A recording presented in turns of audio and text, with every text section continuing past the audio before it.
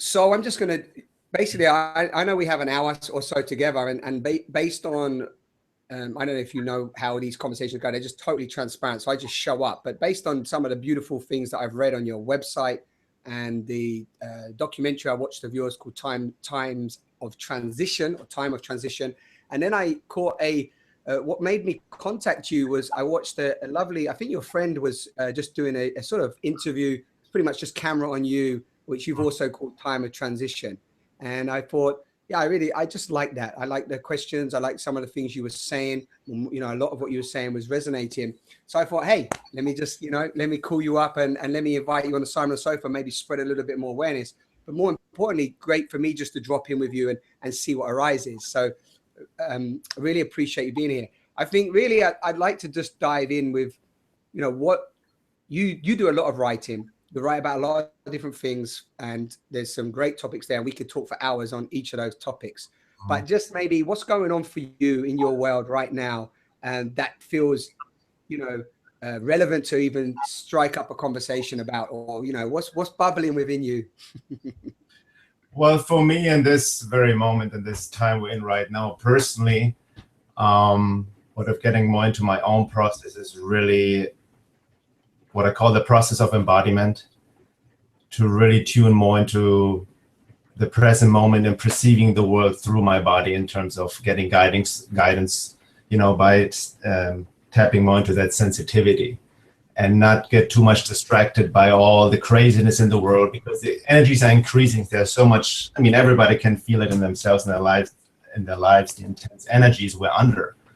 So for me, it's really like slowing down and really more about alignment and not willful doing, but more coming from a place of being and responding to life in, alignment with my own quote unquote purpose, higher self, and, the individual process. This is really what I focus my work on, really also helping people to understand that we all have our own individual paths. And we're, many of us are so disconnected from our true self, from nature, that we lose this guidance and then always look for outside for information, leaders, groups, or whatever, to hook on, and kind of sometimes takes us away from our own personal path and even lessons we need to learn on our own sometimes. So for me, it's really, that's what in terms of, there's much talk about awakening, ascension, and all of this.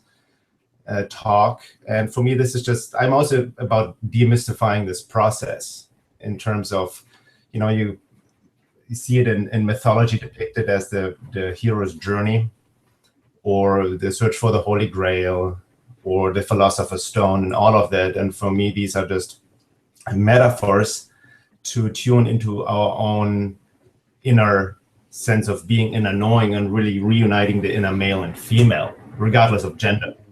Right, and we as a modern society, of the Western world especially, is so caught up in the male element of doing, analyzing, rationalizing, the head body head split, right, that we have lost our own, again, intuitive guidance, our sensitivity, which is rested in the pelvic bowl, the female seat of being, where we really can tune into our own inner knowing, which is,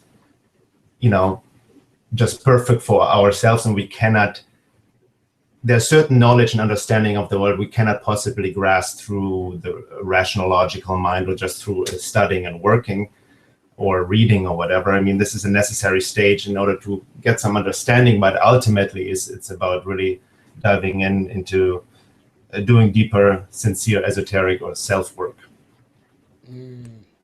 Yeah, great.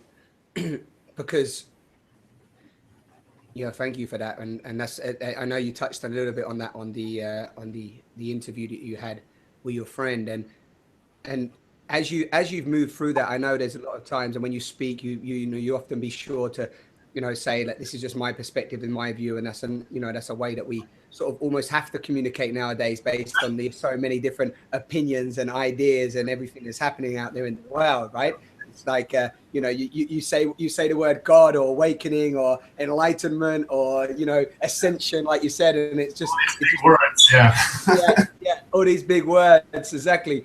And then, and really not fully understanding them ourselves, and often then being totally misunderstood or misinterpreted from those who we may be talking about, right, or talking to, because there's that lovely saying, isn't there, that you can hear what I say, but how you understand what I'm saying is completely potentially different to how I'm meaning it and expressing it. So I think I'd love us to go on. I just want to say on that, that's what I've realized, especially in this past year. Now, I mean, I'm a writer, I like to write, but what I've been through my own personal process, especially this year, certain experiences and state of being I find myself in, it becomes harder and harder to put it into words, because language and words are so limiting. I'm experiencing more and more like a flow of life, or I'm tuning in. I live in nature, so I really take extra time each morning just to meditate out in nature, just, drop in and really find a certain state of being I cannot really put into words. It's really hard, and then everybody has different understanding, definitions of words, and then the conditioning comes in, and we don't really meet each other, and, everybody speaking from their perspective, so to speak, Right. So, and I see this a lot, I work, I'm a holistic coach, and I'm also a bodywork. I've been working for, over 10 years. And I see this in my clients as well. My clients are my greatest teachers in a sense, because having worked on thousands and thousands of people, I just see the process we're in is such an individual process, and what worked for one may not work for another, right? And we each have different, quote unquote, soul lessons. There's different conditioning, and I even realize, some people are not here to wake up, so to speak. They have their own soul purpose and lesson, not necessarily to, engage in this awakening process. I don't feel there will be anything close to a global awakening at all. I mean, I've talked about this before. There's over 7 billion people on this planet with vast different soul lessons, soul potential, and whatnot. Right. So Right. I feel it's really like,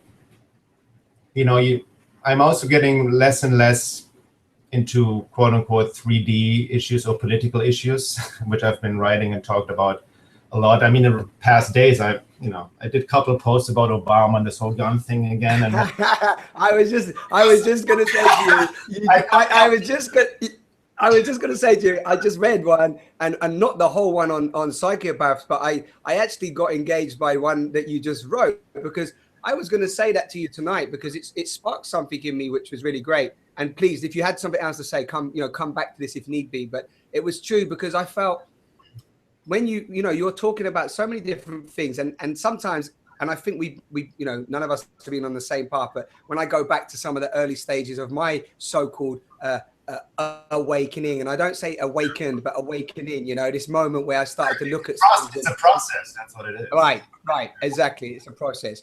And so, I was looking into loads of things around the government, the 9/11, the David Icks, and all that. And like, you have to come out of that. And you beautifully described that. That's one of the things I liked in the talk that you did, because you described that, we can't stay in that realm. And then, however, today when I read your post, I was like, you sort of dropped in and shared. So maybe talk a little bit about that. That's quite interesting. Well, I think it's a natural and necessary stage. We all in my own quote-unquote awakening process, once you cannot, I personally never could fit in. I was suffering emotionally, and actually my own suffering and depression and what forced me to ask questions and do research, and just questioning the society we grew up in, culture, religion, government, anything, So, you start on that level, and then you naturally question what have been told and taught about the government, and for me, at this point, the whole government setup, regardless of what party or whatever who you support, is for me the most basic setup of what I call the matrix control system, right? Of giving your power away by believing in authority, and it's, like similar to you, maybe, and others, I call it my romantic phase, the, romantic revolutionary, and like, you must overthrow government and, stand up. I went to all the protests and whatnot years ago, but I also realized, this is just, well, it's important to, I still feel it's important to raise awareness about it, like I did the last post, but I don't get involved in it. For me, it's so clear, for me, it's just spreading seeds of awareness, so to speak. I'm not here trying to preach or anybody. Like, I know not everybody can be reached. I'm trying to reach the ones who have the eyes to see and ears to hear, right? So we can kind of help each other in the process, so to speak, right? Yeah. But a lot of the 3D stuff and political stuff for me is just a distraction, which, like in Plato's allegory of the cave, sort of focusing on the shadows on the wall, right? Because for me, you know, if you're a bit familiar with my work, I go way deep into more that hyperdimensional realm, you know, and into forces that have orchestrated this whole matrix set up for thousands and thousands of years, working through humans, and even these corrupt politicians, whoever we focus on, are just pawns in the big chess game, you know. Right. So we don't want to overly focus and project our frustration onto these people or puppets, because that kind of feeds literally into the agenda of the hyperdimensional forces, who use that friction created and all that emotional luge as food substance to feed off of, to keep us in this lower frequency. So it's really about transcendence. But transcendence, I'm also, you know, it's a slippery slope, because there's a lot of new age distortion, disinformation, you know, meaning just like, oh, not focus on it at all because it's negative, just, you know, think on positive things, what we want to experience and see. And I don't align with that either. It's still, I feel we need to be aware of the quote unquote dark side and what's going on, not feeding into it and not getting stuck into it, but not also not denying it, right? In the end, it's like almost archetypal shadow work, you know, to make the darkness conscious, in a sense, within ourselves and outside in the world. But you don't want to, like, you know, get stuck in it. And I see many well-meaning and very intelligent activists, they kind of get stuck on that one level, you know what I mean? And I see then a lot of shadow projection, where they tend to project their own frustration unconsciously of their own lives onto the world, you know. And it's understandable, you know, because we've been, especially, you know, like there's a saying, the truth will set you free, but first it will piss you off, in a sense, right? Right. So I can kind of relate to that. And you know, and you just see all the craziness that is going on. But it really comes down to navigating, in the sense that we also engage in this insincere self-work, in that embodiment process I've been talking about before, right? Because we're so fragmented, you know, inside, we're so disconnected from nature, and then we're trying to present solutions to a fragmented world as well. So it's right. Like you almost, like, despite the well-meaning intentions, you know, I see that all the Obama supporters, or now Bernie Sanders, who buy into this whole political game, I don't question their well-meaning intentions. They're coming from a good heart space, you know. But as the saying goes, the road to hell is paved with good intentions, right? And this whole emotional manipulation, which we saw with Obama recently and whatnot, and it's just, you know, I come just now from a place where I see just the dots connect, you know, on all these various levels. But you know, and that's why, like, back to the topic, the reason why I shared is just like, again, like, hey, this is just what's going on the basic 3D level. It's very obvious. But also, like, you know, in the past I would have probably engaged in more debates and really tried to, like, make people understand. But I've let go of that, you know, just put out the information, and also always try to link it into these other topics more from a hyperdimensional perspective. And again, reaching the ones who really, you know, have the sincerity and really want to go there as well.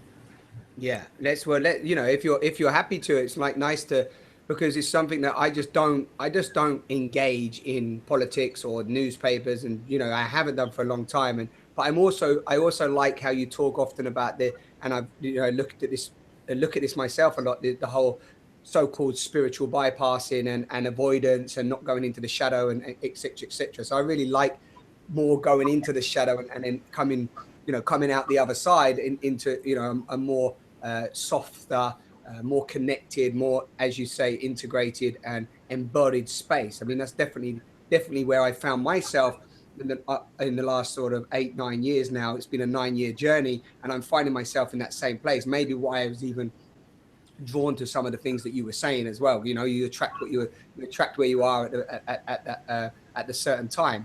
But what would be nice is maybe if you're happy to today, just for a little bit, dive into a little bit, because people watching Simon on the Sofa, seeing us today, you know, hyperdimension for them, it's another word, right? It sounds awesome. They might think it's something new in their car or something, right? They're going to start plugging on and getting high speeds.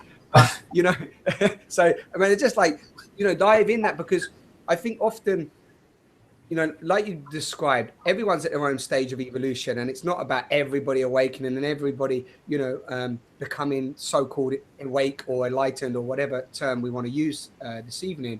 But it is, there is this, like you said, the hero said, there is this path that continues, and yeah, it's probably eternal in my view at the moment. But it, you know, that is seemingly pulling, I'm going to say this, but seemingly pulling me along, in the sense of, you know, you access this place of love, this connection to what it is. It all feels amazing. Then it opens up to the deeper suffering, and there's like, oh my God, there's this depth of suffering. And then there's like all these different modalities and, like you said, opinions and concepts and ideas, and everyone's like confused and not confused. And, you know, and some people are really clear that this is it, this is the way. And others are like, you know, discernment. And I suppose, like, for me, these conversations enable that. They enable us to sort of dissect and just move out of the way of the noise, and maybe just inquire into, you know, what else is there to be explored. So I don't know, it's a little bit there, but this hyperdimension intrigues me a little bit, just to know a bit more what that means to you. Well, hyperdimensional, I specifically refer to what I call the hyperdimensional matrix control system, the non-physical realm, basically, right? Beyond 3D, as the Hermetic saying, as above, so below, right? So we all, you know, because of the suppression of knowledge or distortion of religion and whatnot, or, you know, various other means, we live under the idea, or most people believe that, you know, humanity is on the, you know, top of the evolution, so to speak, and there's nothing, you know, we're the main predator on this earth, and we just, you know, use resources, whatever, you know. But, you know, through my own, well, experiences and research going deeper, and also a lot of lost esoteric material, it seems that humanity has been under the influence and manipulation control of higher density beings, which have taken over humanity thousands and thousands of years, working through us, even genetically modified us, and quote unquote, you know, suppressed our full potential. And the reason for this is to keep us on a lower frequency and feed off all the suffering and emotional luge that they create through us and through other people, and through these political events. You know, all the struggle we experience is literally, on some level, nutrition for them. You know, it's simply food. You know, like we feed ourselves with plants or animals or whatever. For them, it's just simply they feed off our consciousness. They are soul eaters, so to speak, right? And, you know, like, again, anybody who's new to this, I don't expect anyone to believe what I'm saying. Everybody needs to really do the research for themselves, right? Yeah, but no, but it's nice. But where you are there, let's just hold there. But so when you describe that, even again, just for maybe people listening, because, you know, people hear this, whether it be talking to angels or connecting to other beings. I was at an event once, and, you know, all of a sudden they started talking in different language and said they were bringing like 6 different beings in from another planet, and for people to touch and so on. And it was all a little bit far out for me, because I was in a sense of, well, why would these beings come down from another planet and just let people try to potentially prod them around? And you get so much, you know, it's so far away from certain consciousness for people to even you know, to grasp. However, what I like is that, you know, are we talking energy? Are we talking like an energetic being, or are we talking that there is just, we're talking multi-dimensions of realms, right? And these are other realms that interact with planet Earth as a dimension within itself. Yeah, they have their, you know, this is their own world, their own reality on their density or dimension, and they are not a projection of ourselves. You know, which a lot of people assume, like, or like, you know, oversimplifying Jungian psychology or anything. Everything is just a reflection of ourselves. No, they have their own living space, so to speak, and definitely have an influence onto our reality, right? And, you know, it's a very tricky quote unquote situation, because, like you mentioned before, it's, you know, in the New Age you talk about all these angels and ascended masters and calling in entities and yada yada, but I really caution from that, because the way these quote unquote negative entities work is posing as positive ones. You know what I mean? Because the what needs to be understood, they cannot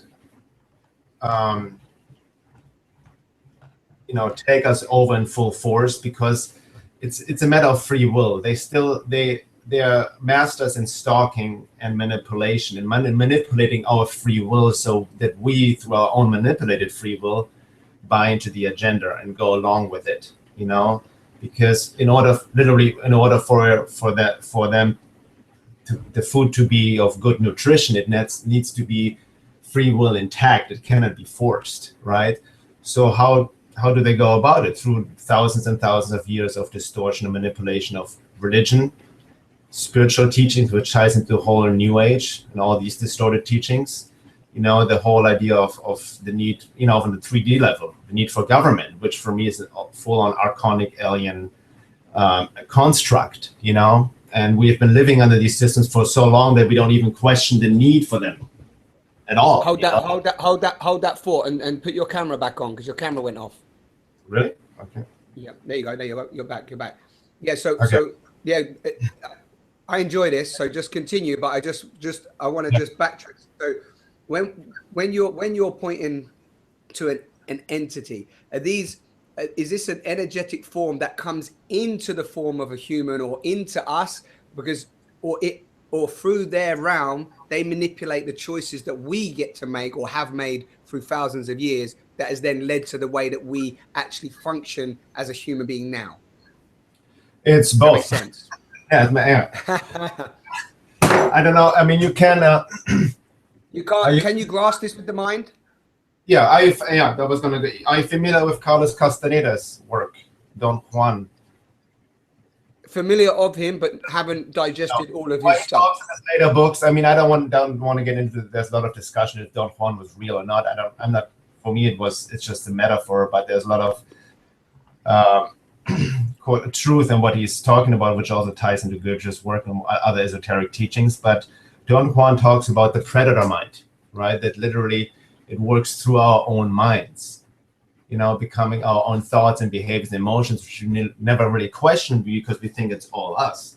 So they can manipulate us through our own minds, through thought injections, emotional manipulation, whatnot. But there's also the reality of entity attachment, possession. If we are not fully embodied, and I've experienced in myself and working with others and working with the shaman woman I've been in my own personal process, if we are not fully embodied and the soul doesn't fully anchor, something else takes its space.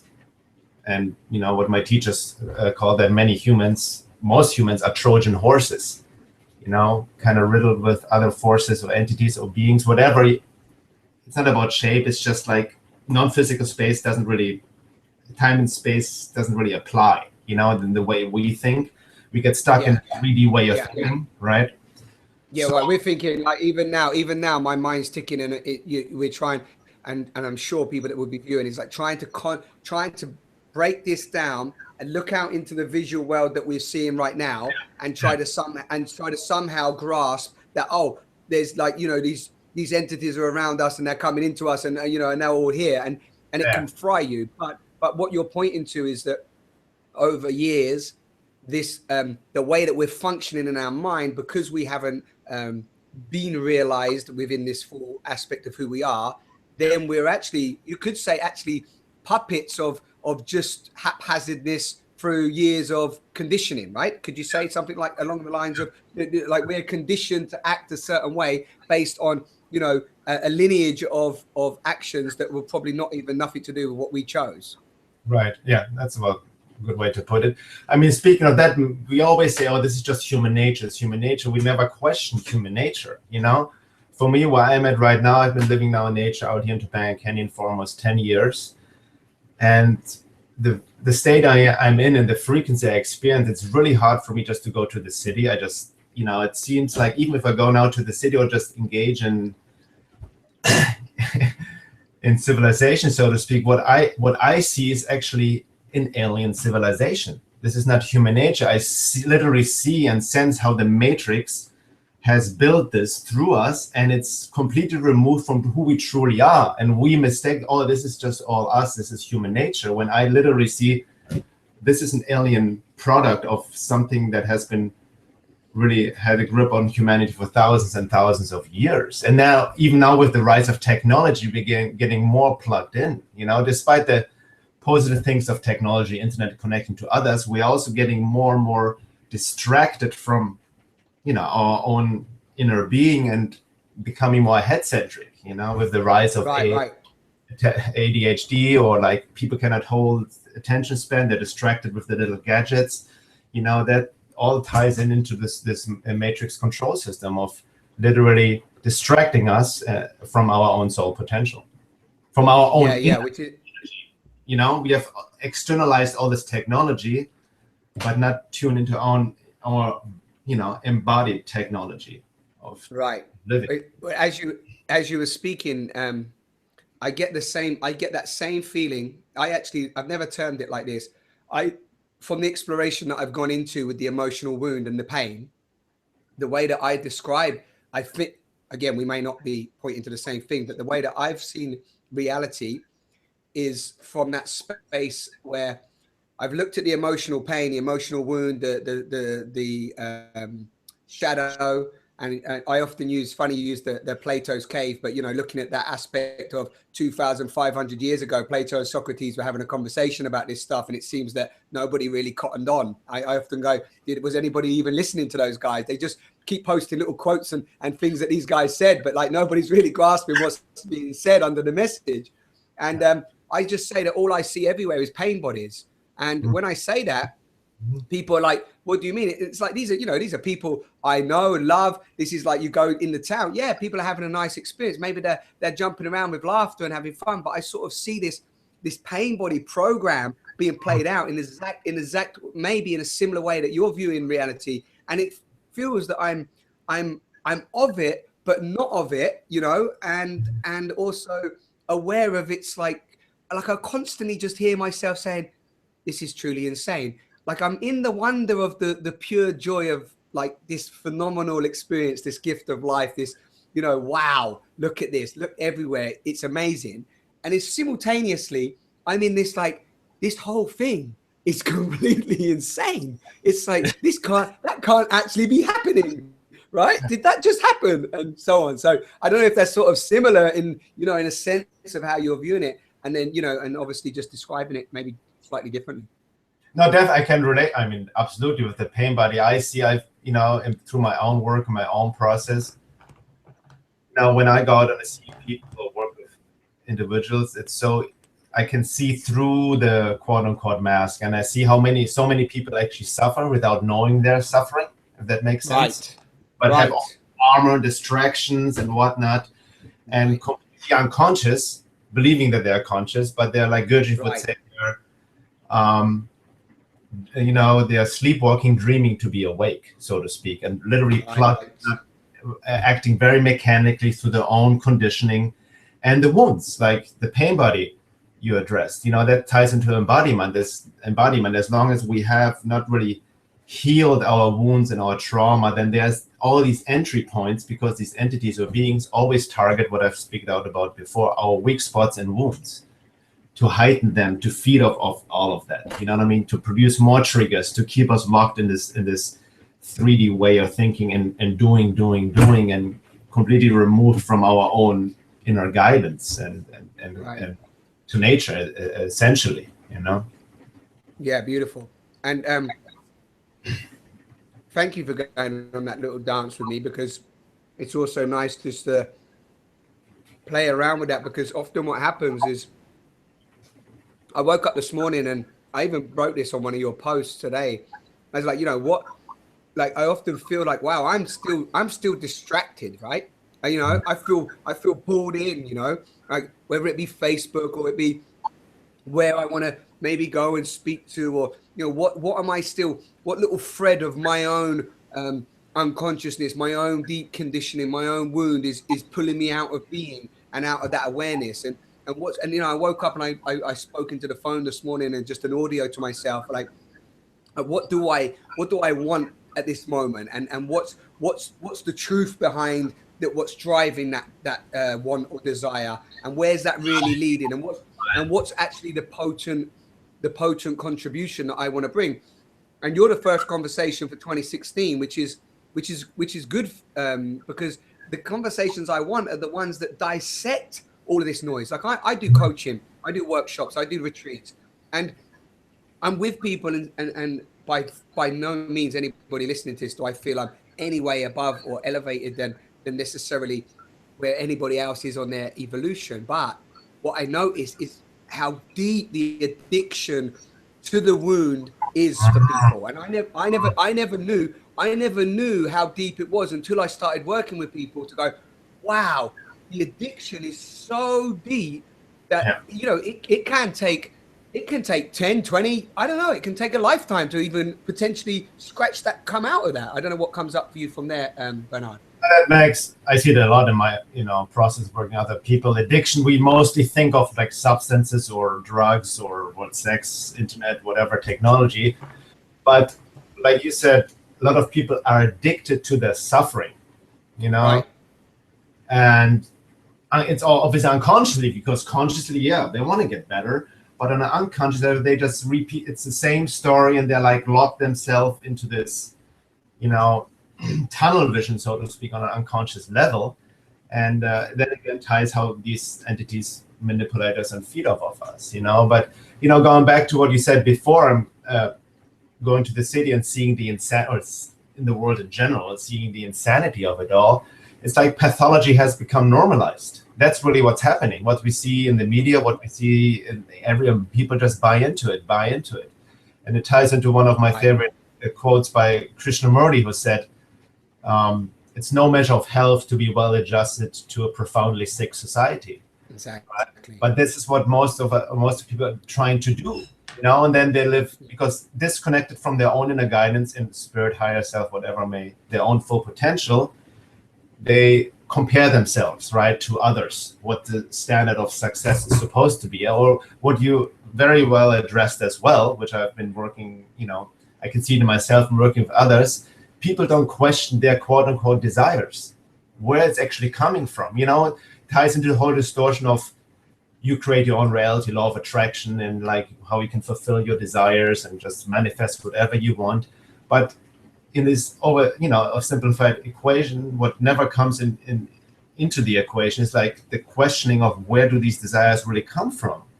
Exactly. Because most of these desires people have, and I see them myself, are socially conditioned desires. Right. For me, where I'm not interested in manifesting anything. I don't engage in any visualization, manifesting my whatever. You know what I mean? I believe, yes, we create our own reality, but it's a far deeper process from an esoteric perspective than what we've been shown via The Secret or anything like that. And we can, we've moved on for there, but it's interesting because what you say is that I'm still in that, like I'm still playing with that. Right, well, we create our own reality. We're the architects, we're the artists of our reality, and then there's obviously ways to do that, whether that be tools of intention, affirmation, meditate. I mean, meditation for me has become a very a huge tool. But again, meditation, I was just reading in a beautiful book called This Very Life just recently.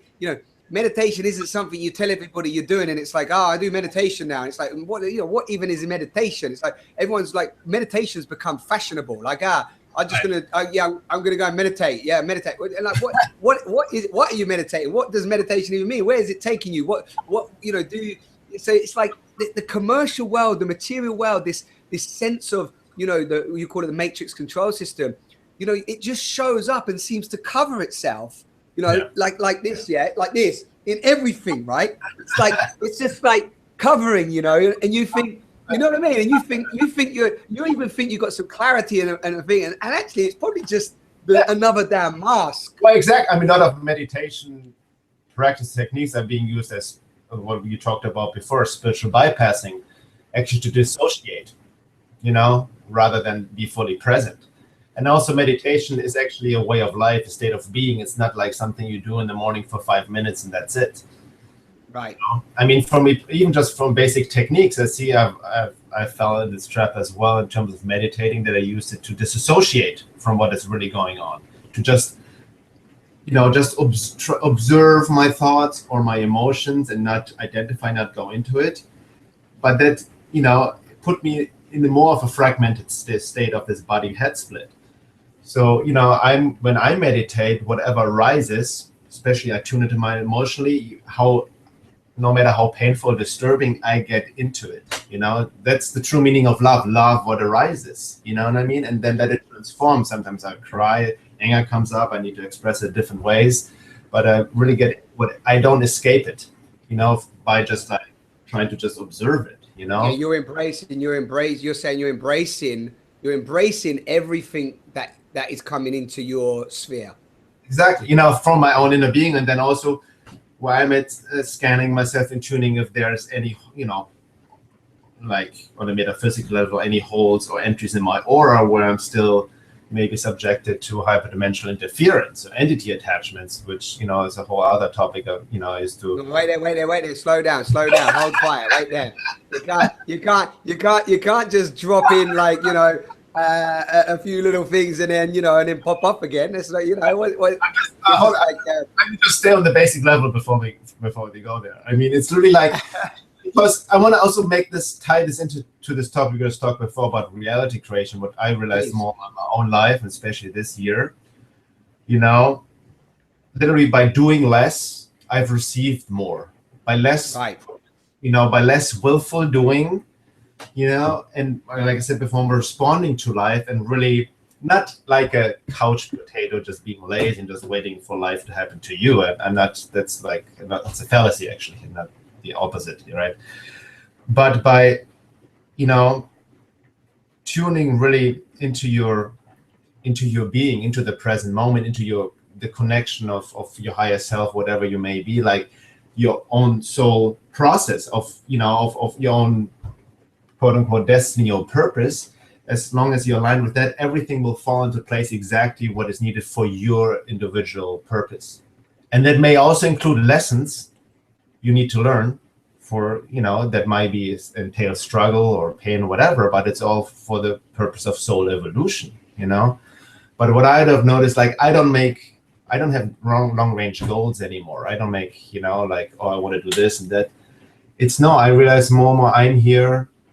I see myself more and more as a vessel, and it's about how I align myself to this purpose or whatever I'm here for, right?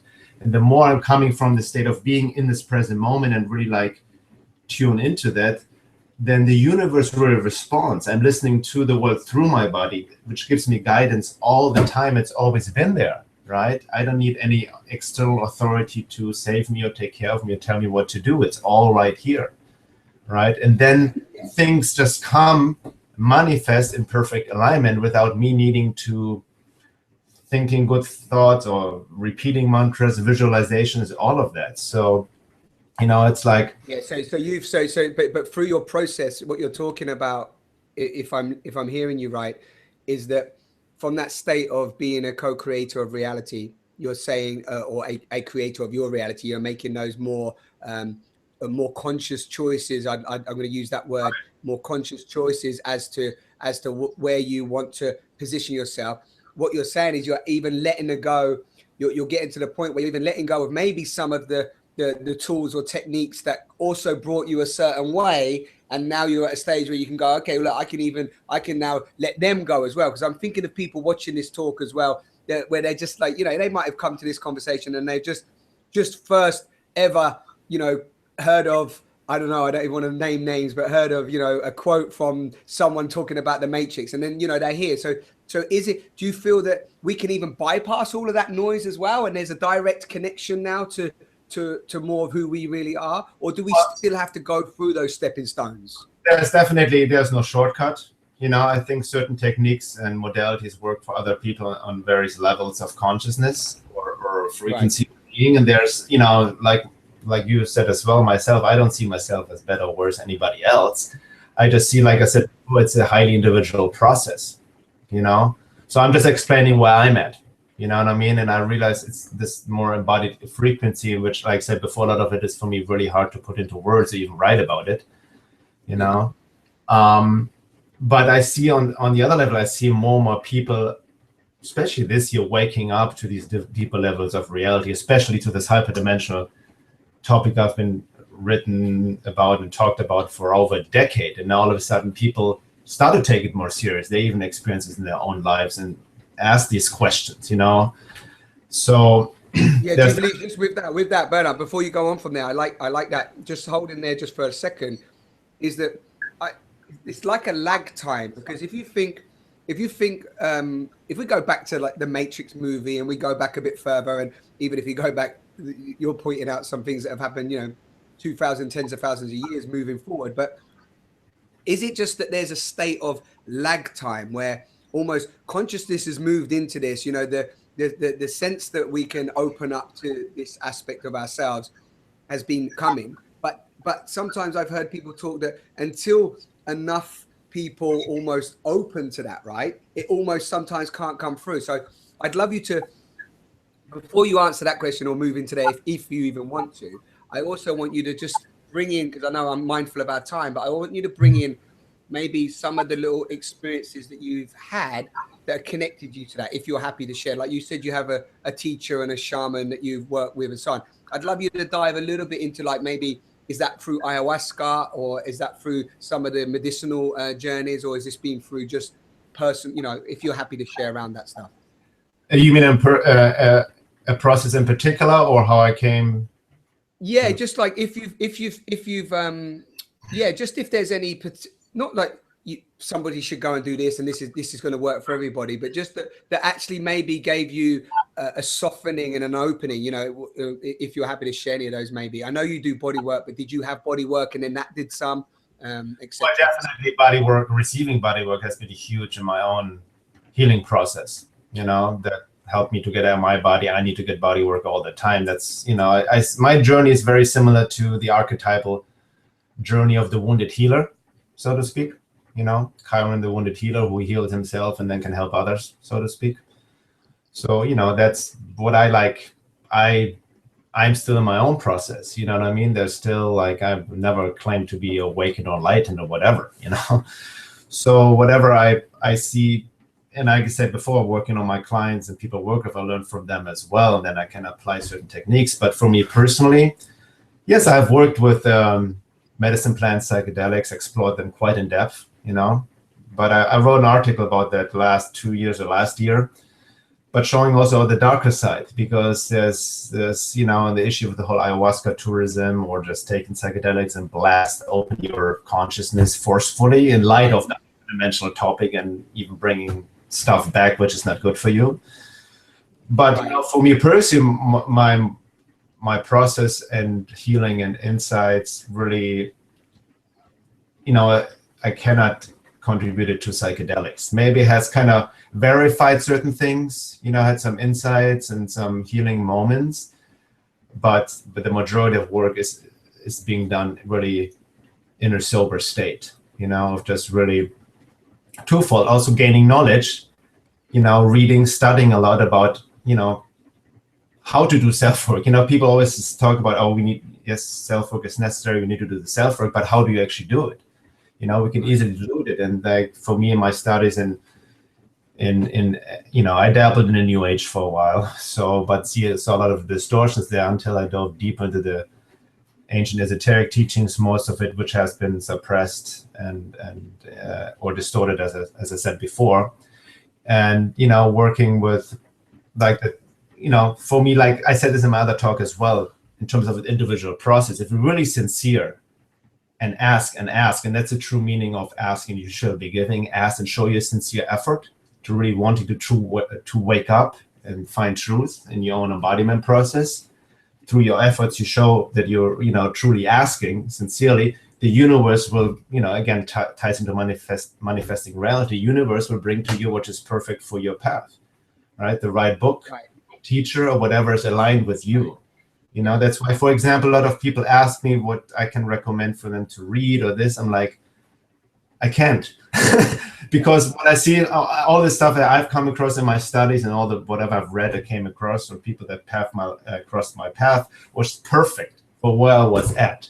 You know what I mean? Yeah. Like even like stuff I've gotten into 10, 15 years ago, which I don't really fully align with more anymore, and I cannot really relate to anymore.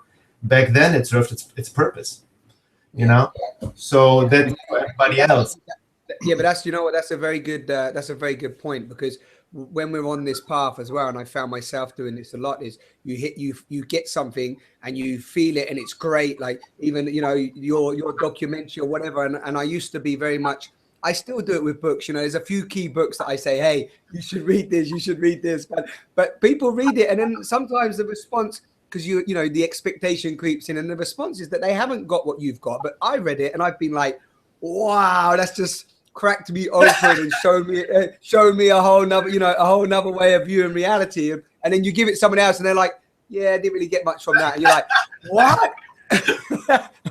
What do you mean? Yes. So, yeah, so it's a great point that you bring up there. And a key point for people listening is that even today I'm talking to you for the first time as a continuation of my, you know, my finding what you're speaking about. And this is an opportunity for me to dive a bit deeper, but it's an opportunity for me, right? This is like it's called Simon on the Sofa. So people might watch this and they get absolutely nothing from it.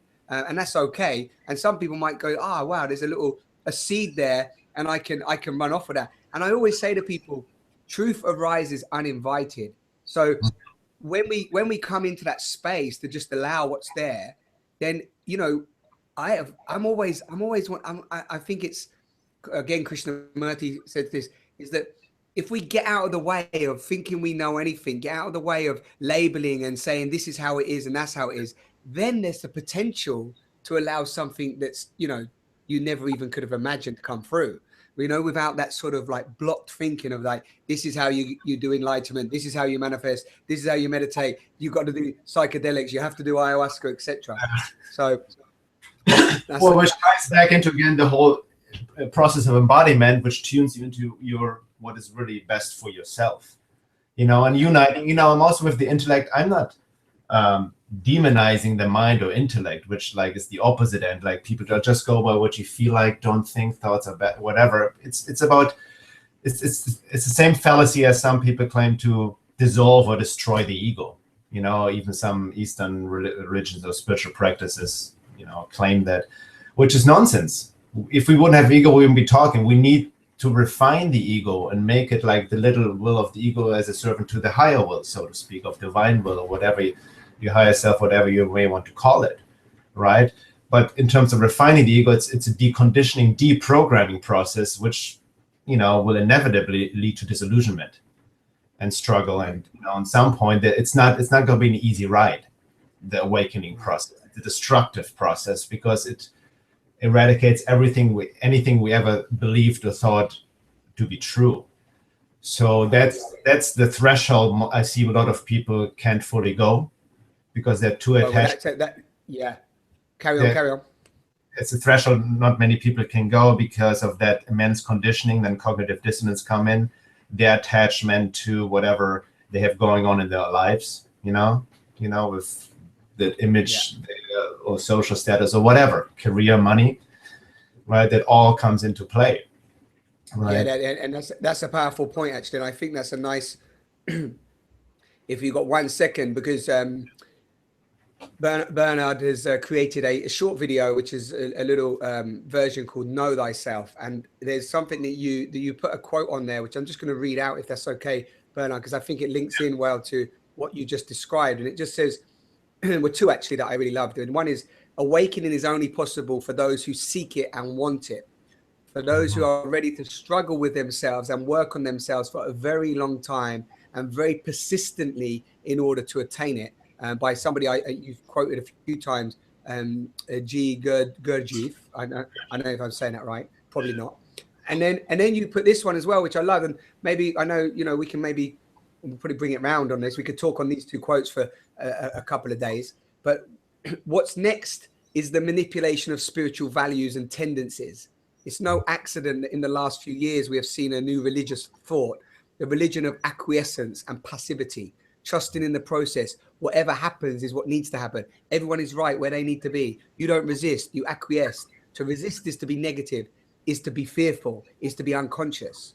A great prescription for convincing the natives to give over the kingdom, a very good, clever form of manipulation. Right.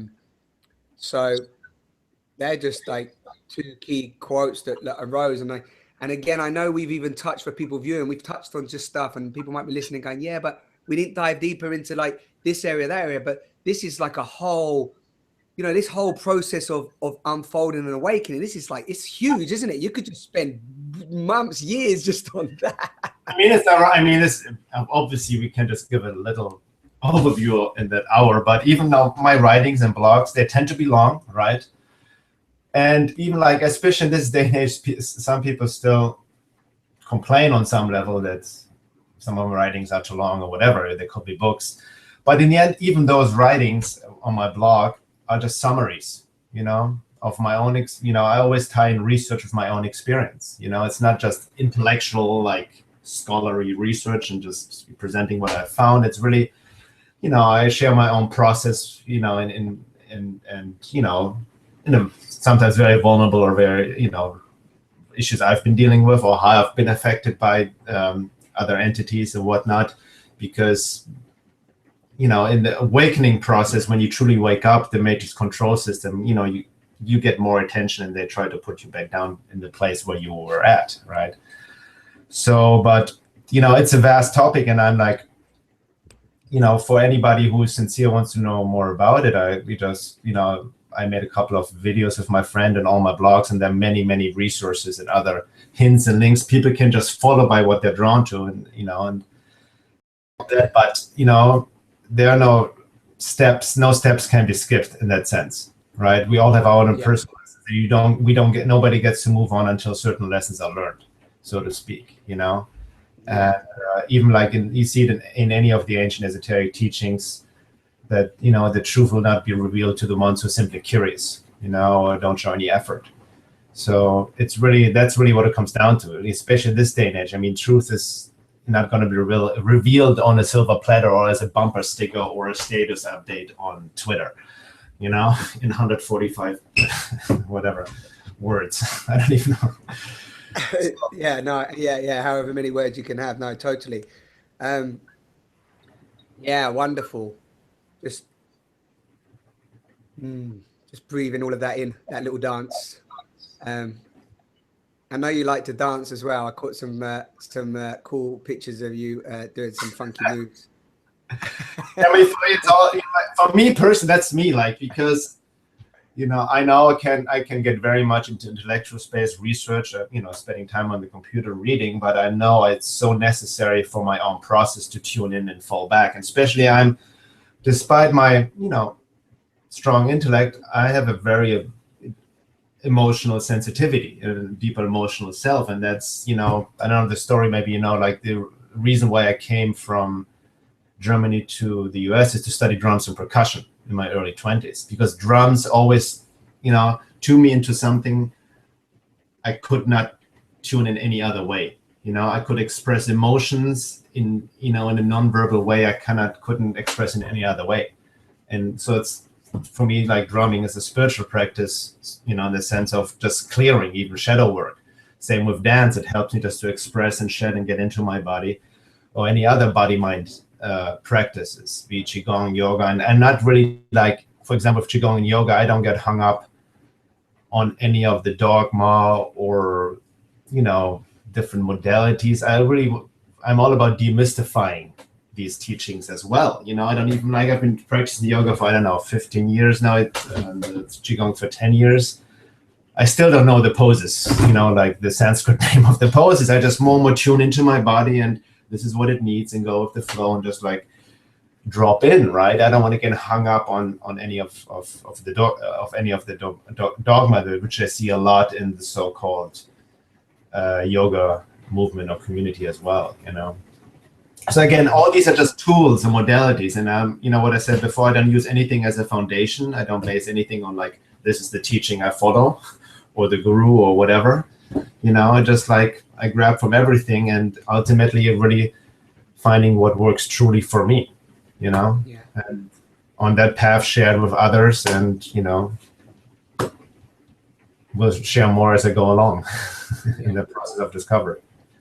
Lovely. So I got thank you. Yeah, thank you for sharing that. And thank you, thank you, as all, I always thank all of the guests to the sofa, but thank you for just showing up and revealing yourself and being Yeah, I mean, it feels also that what I like about you is that you're, you know, you're still exploring, right? You've said that, I know, you know, you're in your process, whatever, but you're exploring that and you're sharing that and being and revealing yourself. And there's this thing about vulnerability and transparency right now, which again, you know, there can be words thrown around, but it seems that there's beyond all this noise. I'm feeling myself that beyond all this noise, when you come back to yourself, there's a navigation system within you, right? And I know you speak about this, and that navigation system enables you to really tune in and feel what is right. Walk with discernment. Don't believe everybody. Don't believe yourself. Don't believe anybody else. You know, I love that saying that I picked up along the way,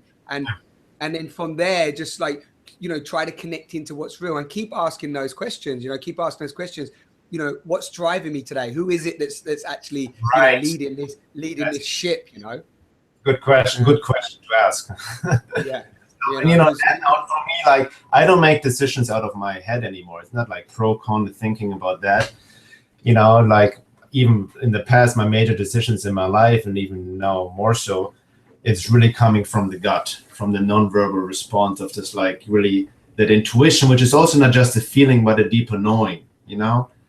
And rightfully asking the same question, like when I get, you know, because I'm not perfect. I'm like, have my days on and off, and I'm sometimes more connected or disconnected, right? So really questioning myself, what is really like driving me right now? Where's this thought coming from? Because I also know I've been subjected to thought intrusions, and, you know, shared a lot of my experience of hyperdimensional interference, and I literally have been in a hyperdimensional war of like last year and the year before that, which I shared on my article a lot, you know. So, you know, but I also know that the only way out is through, so to speak, you know what I mean? So I'm all, I guess I'm an explorer, and I'm also more like, you know, I'm about confronting things, not to like feed into, but like, you know, maybe that's also quote unquote part of my German side, to be just really direct and cut through the BS, you know what I mean? I'm not really the one who wants to talk around things, you know, I just want to go straight to the point. But also what I do, this is just my path, what I'm doing. Like, I've never consciously chose in the sense of like, oh, I'm going to be this writer, or, you know, with the work I'm doing right now. I just started writing because, oh, this is to clarify my own process and thoughts back on MySpace over 10 years ago. And then I just created my blog, and then other people were interested, and then Facebook, and then my friend suggested to make these videos, boom, boom, boom. So it was never like, okay, I'm going to play this role now. Just like the universal life guided me to do this. You know? And with that in mind, with the fact that it guided you, do you feel you're playing? Do you feel ever like that you have a role now? Like, do you feel like, wow, I'm like an ambassador of, like, sometimes I'm call myself an ambassador of love. I feel like, wow, I've got a responsibility now to, like, you know, do this. You know, it's like, and I'm like, who's got the responsibility? And I'm like, yeah, I want to, you know. And then I think sometimes I've still got what you said at the beginning. I've still got a bit of that, you know, the archetype of the revolutionary in me, you know. But, you know, like, come on, there's a love revolution going on. It's part of me, but I'm definitely, I know for sure that my work is not for everyone. I'm not interested to reach everyone. I'm very clear there won't be anything close to a collective awakening. What I see more and more is a quote unquote reality timeline split. So I'm really, my work is there to reach the ones, you know, who, you know, answer the call, so to speak. And like I said before, have the eyes to see and ears to hear. You know, I want to go beyond, you know, like engaging to debates about government and politics. I'm sorry, I'm beyond it. Not because I'm any better, but it's just such an obvious, it's for me the most basic setup of the matrix control system, you know? And from, you know, there are many people who do great work to expose that. So I'm kind of like, I'm drifting more and more, getting into more the metaphysical realm, you know, and you know, because for me, like, people who are still like so locked in and buy into this political illusion, or be it even many people even still believe in the official 9/11 story and all of that, they, you know, if they cannot even see on that, to that basic distortion and manipulation and control, they, you know, how will they ever come to grasp with forces, you know, that exist outside the realm of their perception, have manipulated this whole game for thousands. So actually, you know, because so, you're talking, and what you're talking about is that you're talking about actually the whole, what we're talking about is perception shifting, And actually, like dimension and paradigm, there's dimensions and paradigms within this one that seems like the one. Does that make sense? Seems like there's just one paradigm or one dimension. Like, okay, I'm here, I'm walking down, you know, Oxford Street or New York City or whatever, and it's like, oh, this just seems like one. But actually, when your perception shifts and you have this different way of viewing the world, there's multiple dimensions taking place at once. Yeah, that's what it feels like. Yeah, we are we are also multidimensional beings. We're getting out of the limited view of just as the physical need bag. You know, I mean, I see it in my clients that work with their muscular tension or whatever, or myself. You know what I mean? I recently was dealing with some upper back pain and just this muscle spasm I had for a couple of weeks.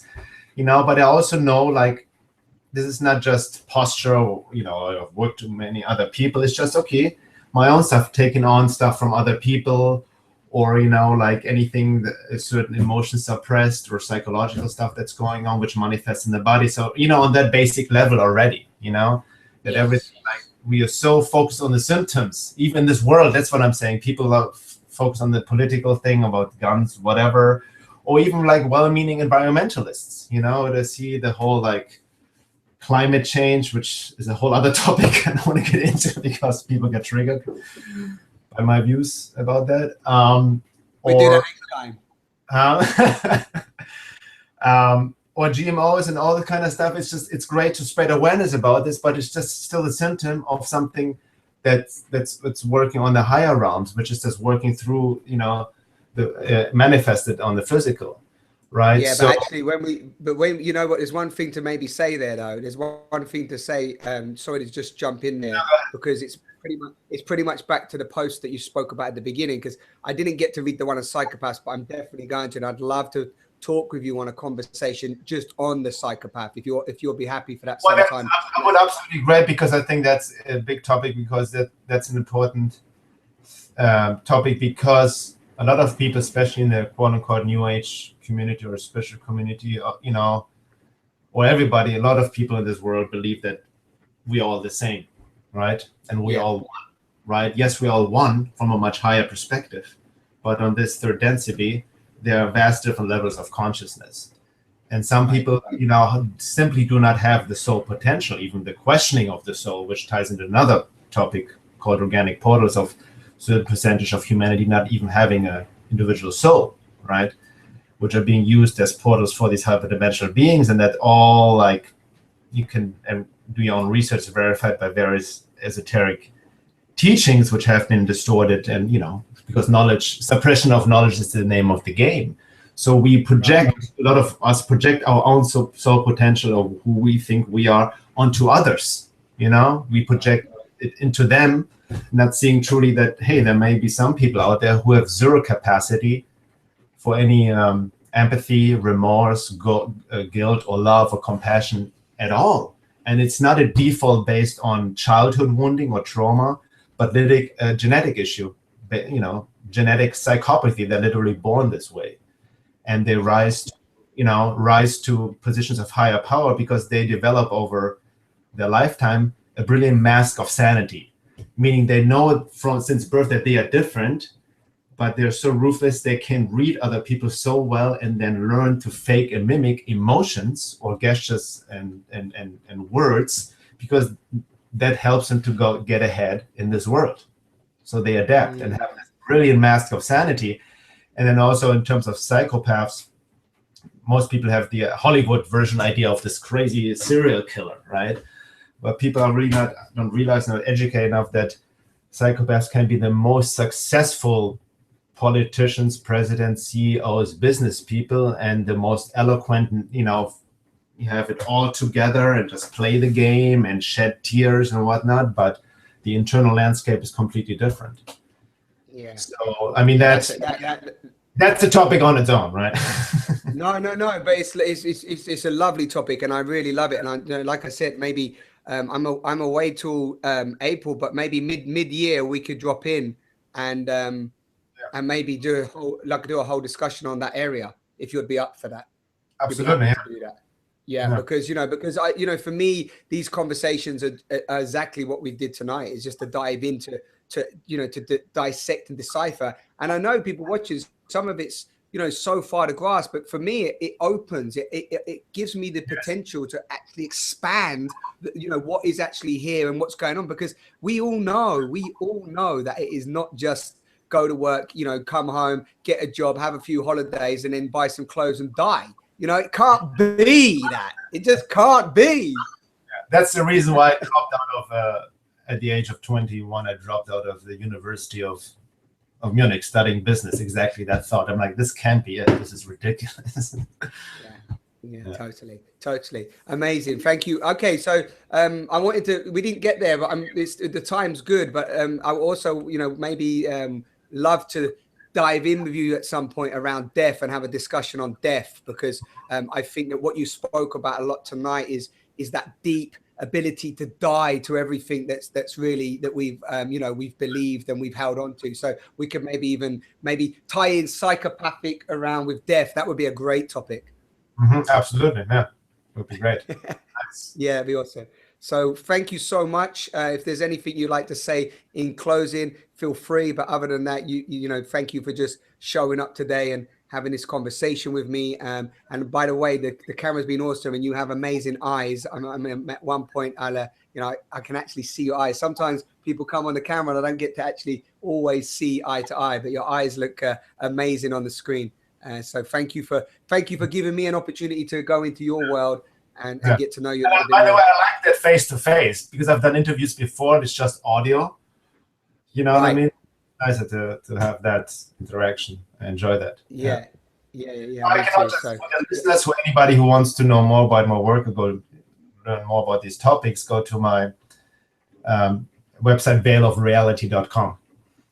basically, and there are articles and videos and everything else. And my personal website for bodywork holistic coaching is myname.com, bernhardguenther.com. And the links are below the video. The links I always put the links below the video for everybody as well. So, but I didn't have your personal one. I just put the Veil of Reality, so I'll put your personal one underneath as well. Sounds great, man. Perfect. Thank you so much. I hope that, you know, we will speak again for sure. And just let's continue stripping away the veils of reality, piercing those veils of reality. And these are, as Bernhard says, these are times of transition. Maybe we're always in a time of transition, but wherever you are in your journey, keep checking in with everything we said tonight. Check in with who you really are, what's really driving your choices, who's in the driver's seat, and just come back to yourself. And, you know, there's so many people out there. I think one of the lovely things I'm taking from Bernhard on this conversation is that don't think you need so much outward stimuli or people or books or this. Just see what arises when you come back to the body. And then that book might pop up, or that person or teacher might come, or that lift in a car, random car that introduces you to somebody, leads you into a cave, you know, whatever. You know, go with that. I'll be discerning on the way, please. Yeah, be discerning on the way. Okay, take care. All the best, Bernhard. Thank you, Simon. Appreciate it. Thank you so much. Yeah, lots of love. Bye-bye. Bye.